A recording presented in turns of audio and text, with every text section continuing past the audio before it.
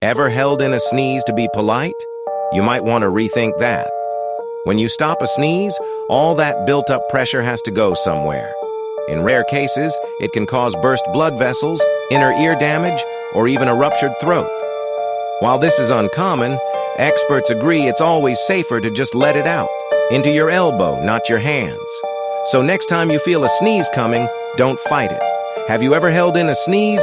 Let me know in the comments.